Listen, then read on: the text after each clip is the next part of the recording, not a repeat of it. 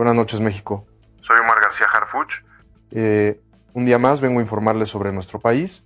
Acabamos de atrapar al sargento segundo Yair Manuel Ramírez de la Cruz en una colonia de Acapulco, Guerrero, a las 5:42 de la madrugada.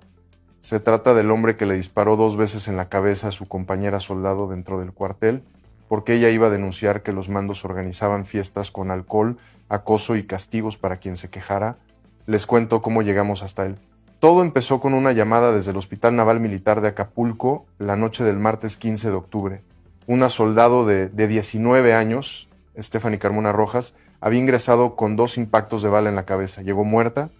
El parte inicial del batallón 51 decía accidente durante práctica de tiro, pero apenas leímos eso supimos que algo estaba mal. Prácticas nocturnas, sin instructor, sin testigos, sin equipo de protección, 2 tiros dirigidos a cráneo, distancia corta.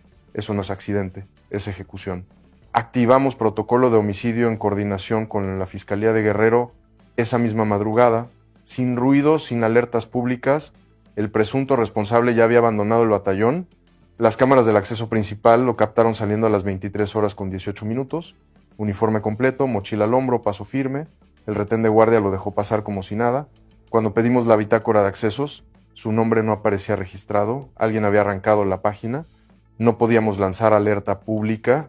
Un elemento armado huyendo después de un homicidio requiere discreción absoluta o generas pánico y lo pierdes. Entonces trabajamos en silencio, cruzamos registros telefónicos, localizamos su email, rastreamos lecturas de antenas en tiempo real. A las 2:30 de la madrugada del miércoles 16, su dispositivo hizo ping en una antena de la costera Miguel Alemán. Se estaba moviendo hacia el centro. Coordinamos con inteligencia de la Guardia Nacional para el historial completo de llamadas. En 48 horas había contactado 3 números clave. Pedimos geolocalización activa. Uno estaba encendido. Triangulación. Colonia Progreso, 6 cuadras del Mercado Central. Desplegamos 2 binomios en vehículos civiles. Nada de patrullas, nada de uniformes. Uno por Cuauhtémoc, otro por Constituyentes. Esto no es como en las películas. Es paciencia, es controlar la respiración en el radio, es esperar sin moverse.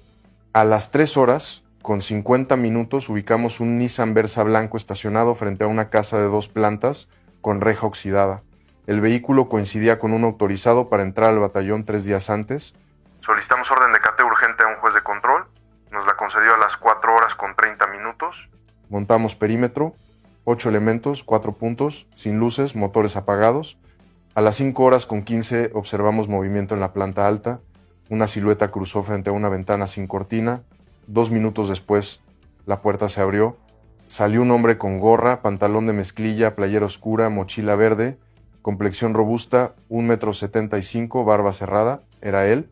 Le marcamos el alto a 3 metros. Se detuvo, soltó la mochila, levantó las manos. No puso resistencia. La revisión corporal arrojó un teléfono móvil y monedero con identificación militar. En la mochila aseguramos una chamarra táctica con manchas oscuras en la manga derecha.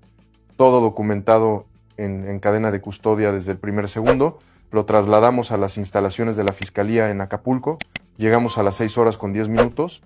Cuando el círculo se cierra, el valiente pide abogado, pero tengo que llevarlos al momento en que todo explotó. La noche del martes 15 de octubre, dentro del batallón 51, alguien disparó 2 veces contra Stephanie Carmona Rojas. Los impactos entraron por región temporal derecha y occipital, cayó en un pasillo del área de dormitorios femeniles, segundo piso del edificio principal, sin casquillos en el piso, sin sangre en paredes, sin testigos, solo el cuerpo tendido boca abajo, con un charco bajo la cabeza. El oficial de guardia levantó reporte a las 22:40. Decía que era un accidente en práctica de tiro. Los peritos de la Fiscalía llegaron a las 23:50 y encontraron algo completamente distinto. El polígono cerrado, sin luces, sin equipo montado.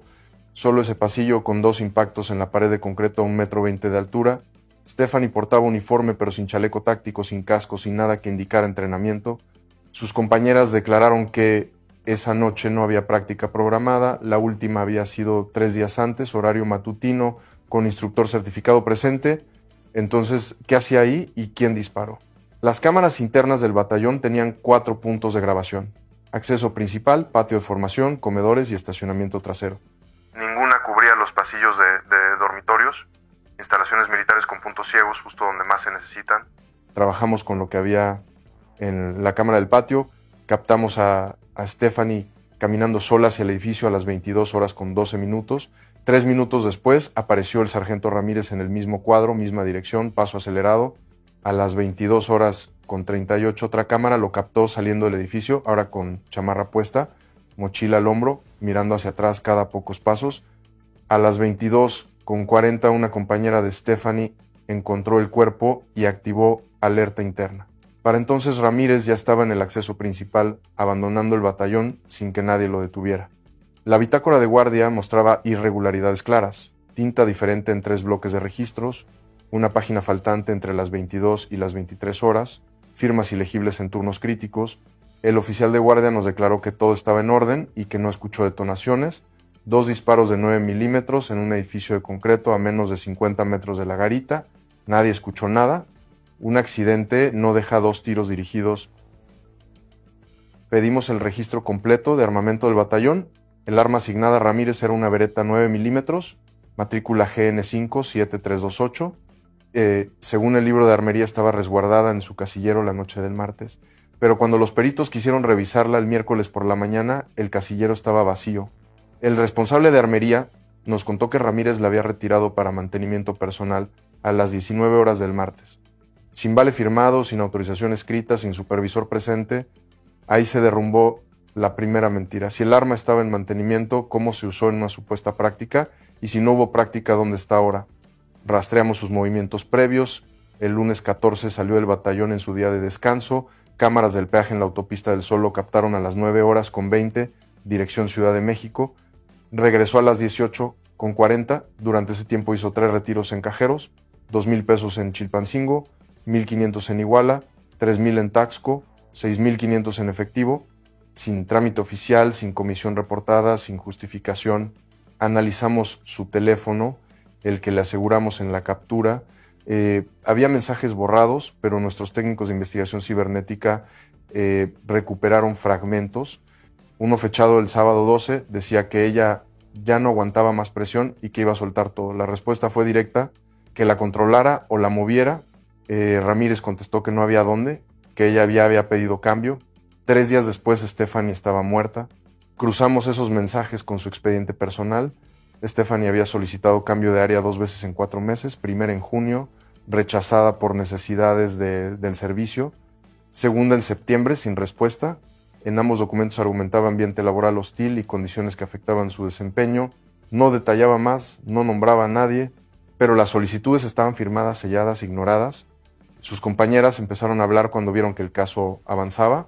Una soldado de primera clase me buscó directamente, me dijo que si no actuábamos ahora, todo se iba a enterrar, le garantizamos protección y tomamos su declaración en video. Nos contó que Stephanie le había mostrado mensajes de acoso de Ramírez desde marzo, comentarios sobre su físico, invitaciones insistentes, insinuaciones en guardias nocturnas. Stephanie respondía profesional, cortante, pero él insistía.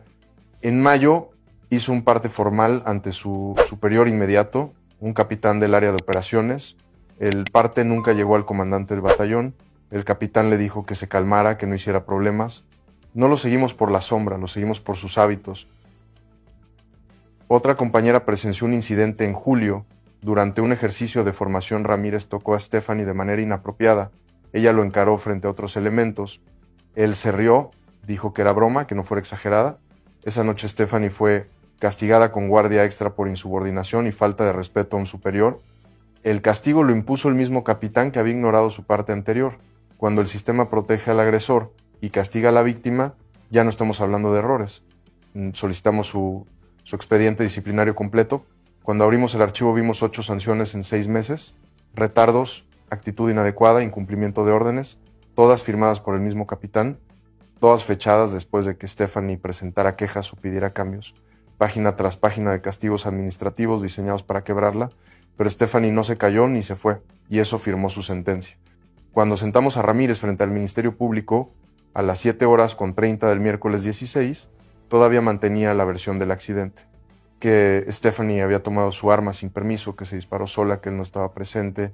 Le mostramos las cámaras, silencio, le mostramos los mensajes recuperados, empezó a sudar Le mostramos la chamarra con residuos de pólvora asegurada en la captura, pidió abogado. El abogado llegó a las 9, conferenciaron 15 minutos. Cuando regresaron, Ramírez cambió su versión, que sí estuvo presente, que sí hubo discusión, que ella lo amenazó con denunciarlo ante Derechos Humanos, que él solo quería asustarla, pero el arma se disparó 2 veces. Esa versión tampoco sostenía un disparo accidental, tal vez. 2 dirigidos a la cabeza, no. El Ministerio Público le preguntó directo si había disparado intencionalmente. Ramírez miró a su abogado, respiró hondo y admitió que sí. Pero agregó que no era solo su culpa, que ella iba a arruinar a mucha gente. Ahí empezó a desmoronarse todo. En las siguientes 3 horas, Ramírez declaró que dentro del batallón existía un ambiente tolerado de acoso hacia las mujeres. Bromas pesadas, castigos arbitrarios, fiestas en oficinas después de horario con alcohol, donde presionaban a los soldados a participar. Varios mandos organizaban esas reuniones. Si alguna mujer se negaba o amenazaba con denunciar, la movían de área, le inventaban faltas, la hacían invisible. Ramírez contó que Stephanie se había vuelto un problema porque ya no aceptaba el juego, que había grabado audios, que tenía capturas de pantalla, que planeaba llevar todo a instancias externas, que él recibió orden de calmarla antes de que eso pasara. Se negó a dar nombres, solo repitió que si él caía, caerían varios, pero que los de arriba nunca caen. La culpa fue suya, el silencio fue de varios. Con esa declaración solicitamos orden de cateo interno para el batallón 51. El juez la concedió el jueves 17 a las 14 horas. Ingresamos con personal de la Fiscalía, peritos en informática, agentes de derechos humanos y elementos de asuntos internos. Operativo limpio, legal, documentado minuto a minuto. Revisamos oficinas administrativas. En el escritorio del capitán señalado por Ramírez encontramos una laptop institucional. Cuando los peritos abrieron el disco duro, apareció una carpeta con nombres de soldados del batallón. Dentro había fotografías sin consentimiento tomadas en áreas comunes y conversaciones de grupos de mensajería, donde mandos intercambiaban comentarios sobre mujeres bajo su cargo. Uno de esos grupos tenía 16 participantes, 14 mandos, 2 de tropa, Ramírez entre ellos. Los mensajes empezaban en enero de este año. Comentarios explícitos, apuestas, burlas y algo más. Instrucciones para modificar partes de guardia, alterar bitácoras de acceso, reasignar personal problemático. Una cadena del 9 de octubre, 6 días antes del homicidio, mencionaba que Stephanie había ido con Derechos Humanos del Estado Mayor, que había que moverla ya. Ramírez escribió que él hablaría con ella, que la calmaría. Le respondieron que tenía hasta el martes o la moverían a Chiapas aunque tronara. El martes era el 15, Stephanie no llegó viva al miércoles. Aseguramos la laptop, teléfonos institucionales de los mandos señalados y toda la documentación de recursos humanos.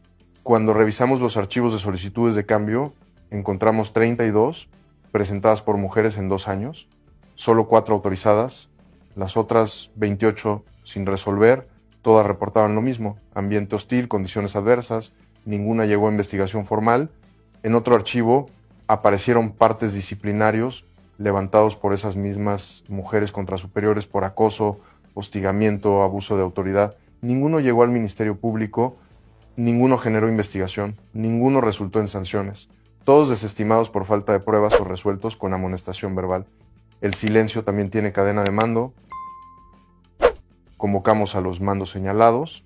El capitán Reyes y el teniente Paredes se presentaron con abogados de oficio. Ambos negaron todo. Dijeron que el grupo era broma interna, sin intención de ofender, que nunca ordenaron nada a Ramírez, que las modificaciones en bitácoras eran ajustes administrativos normales. Les mostramos los peritajes informáticos, metadatos de mensajes, horarios exactos, coincidencias con eventos documentados. Paredes cambió su historia, admitió que sí existía el grupo, que sí había comentarios inapropiados, pero que nunca imaginó que Ramírez fuera a hacer algo así. Reyes se mantuvo firme hasta que le mostramos un video. Uno de nuestros técnicos recuperó fragmentos de una grabación hecha por un soldado en su teléfono personal durante una de las fiestas en oficinas. Se veía a Reyes sirviendo bebidas alcohólicas a elementos de tropa, algunos visiblemente incómodos, mientras sonaba música y otros mandos reían. Fecha, 3 de agosto. El audio captaba a Reyes diciendo que ahí nadie era rajón, que todos cooperaban. Un soldado contestaba que ella no tomaba. Reyes le respondía que entonces se iba a la torre a hacer guardia toda la noche, que decidiera. Con ese material, la Fiscalía integró carpetas adicionales por abuso de autoridad, cohecho y omisión de denuncia contra Reyes y Paredes. El juez giró órdenes de aprehensión el viernes 18. Los detuvimos en sus domicilios ese mismo día sin incidentes. Los peritos balísticos analizaron los proyectiles extraídos del cuerpo de Stephanie. Coincidencia plena con el arma asignada a Ramírez. Calibre, estrías, marcas de percutor. El arma seguía sin aparecer. Ramírez se negó a decir dónde la dejó, pero los proyectiles no mentían. El análisis de residuos en la chamarra asegurada dio positivo para antimonio, bario y plomo en concentraciones consistentes con disparos recientes. La distribución de partículas indicaba que la prenda fue usada durante el evento. La mancha en la manga derecha resultó ser sangre tipo A positivo, compatible con Stephanie. El ADN confirmó coincidencia al 99.9%. Una confesión pesa, 4 peritajes condenan. Las cámaras urbanas de Acapulco nos ayudaron a reconstruir su fuga. Después de salir del batallón a las 22:18, caminó 7 cuadras hasta una avenida principal donde abordó un taxi. Localizamos al taxista por el registro de su unidad en cámara de tráfico. Declaró que recogió a un hombre con mochila cerca de la zona militar y lo llevó a Progreso. Lo identificó sin dudar en fila de reconocimiento. Rastreamos las llamadas de esa noche. A las 22:53 llamó a un cabo del mismo batallón, 42 segundos. El cabo después nos contó que Ramírez le dijo que se había metido en un problema, que lo cubriera si preguntaban. No reportó la llamada. A las 23:26 hizo un contacto guardado como primo, 1 minuto con 18 segundos. Localizamos al individuo, civil con antecedentes menores, residente de la colonia donde lo capturamos.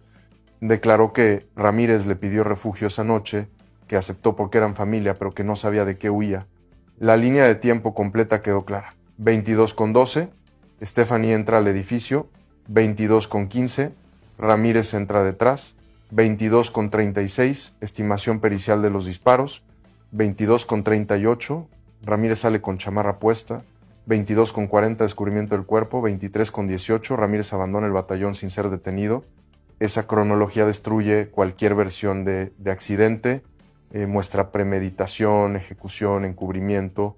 Hubo 25 minutos entre los disparos y su salida, tiempo suficiente para detenerlo si hubiera existido voluntad. Pero nadie lo detuvo. La puerta se abrió, el retén lo dejó pasar, la bitácora se alteró. Lo que más me indigna no es solo el homicidio, es la cadena de omisiones que lo hizo posible. El capitán que ignoró el parte, el oficial de guardia que lo dejó pasar, el sistema que prefirió proteger la imagen institucional antes que a una soldado de 19 años que solo quería servir, sin ser acosada, humillada, asesinada. La familia de Stephanie viajó desde Ajalpan, Puebla, para exigir justicia. Su madre, María Fernanda Carmona, declaró frente a la fiscalía que su hija había denunciado, pedido ayuda, hecho todo lo que el protocolo indicaba y que el protocolo la mató. Tiene razón, Stephanie cumplió, el sistema no. Las redes explotaron con el hashtag Justicia para Stephanie, colectivos feministas, organizaciones de derechos humanos, familiares de otras víctimas exigiendo que este caso no quedara impune. La presión fue enorme y necesaria, porque sin esas voces gritando esto se habría enterrado como tantos otros. Han visto esto en su cuartel, en su corporación, en su entorno. Si conocen a alguien pasando por algo similar, les pido que lo reporten, que no se queden callados. Si son testigos de acoso, hostigamiento, violencia, no miren para otro lado. Cada silencio es una firma en la sentencia de otra Stephanie. La responsabilidad también viste uniforme. El viernes 18 realizamos rueda de prensa conjunta con la Fiscalía de Guerrero, presentamos avances, elementos de prueba, órdenes de aprehensión ejecutadas. Anunciamos que Ramírez sería vinculado a proceso por feminicidio agravado y que los mandos detenidos enfrentaban cargos por encubrimiento, abuso de autoridad y omisión. También informamos que la Comisión Nacional de Derechos Humanos inició investigación de alcance nacional sobre violencia de género en la Guardia Nacional. El cuerpo de Stephanie fue trasladado a Jalpan el sábado 19. Su familia organizó misa y velorio en la casa donde creció. Cientos de personas se reunieron, vecinos, compañeros de escuela, maestros, amigos de infancia. Todos recordaban a una joven alegre, responsable, que desde secundaria soñaba con servir a su país. Su madre dio una última entrevista antes del sepelio. Dijo que Stephanie quería proteger a México y que ahora pedía al Estado que la protegiera a ella, aunque fuera con justicia, que su muerte no fuera en vano, que sirviera para que otras mujeres no pasaran por lo mismo. El lunes 18 se llevó a cabo la audiencia de vinculación a proceso. El juez escuchó argumentos de la fiscalía, revisó pruebas, interrogó al imputado. Ramírez se mantuvo callado casi toda la audiencia hasta que el juez le preguntó directamente si tenía algo que decir. Ramírez pidió la palabra, admitió que disparó, pero agregó que le dijeron que ella iba a hundir a todos, que si no la controlaba lo responsabilizarían de todo lo que saliera, que lo usaron y ahora lo dejaban solo. El juez vinculó a proceso a Ramírez por feminicidio agravado y ordenó prisión preventiva justificada. También vinculó a proceso a Reyes y Paredes por encubrimiento y abuso de autoridad. Pero les digo algo, esto no termina aquí. Seguimos investigando quién más sabía, quién más participó, quién más encubrió. Tenemos pendientes cruces de llamadas que están revelando más nombres, análisis de cuentas bancarias que muestran movimientos que no cuadran y testimonios de más elementos que están empezando a hablar ahora que ven que el sistema se mueve de verdad. Hay líneas de investigación abiertas que todavía no puedo revelar, pero que llevan esto más arriba de lo que imaginábamos. Cada día aparecen más datos, cada día se confirman más sospechas y cada día está más claro que este no era un caso aislado. La Guardia Nacional anunció auditoría completa de protocolos de prevención, atención y sanción de violencia de género. Bien, ahora toca vigilar que se cumpla, pero nosotros vamos más allá. Estamos revisando cada batallón, cada unidad, cada estructura donde pueda estar pasando lo mismo y donde encontremos lo mismo, vamos a actuar igual. Les voy a estar informando de cada avance, de cada detención, de cada revelación que surja de esta investigación. Este caso va a seguir creciendo y ustedes van a enterarse primero. Suscríbanse para no perderse las actualizaciones, porque lo que viene va a ser más fuerte de lo que ya vimos. Detener a uno es justicia. Hacer hablar a todos es limpieza. Y déjenme decirles algo, cuando una institución tolera el silencio durante años, ¿cuántos casos más están enterrados bajo el mismo uniforme? Nosotros vamos a seguir excavando hasta encontrarlos todos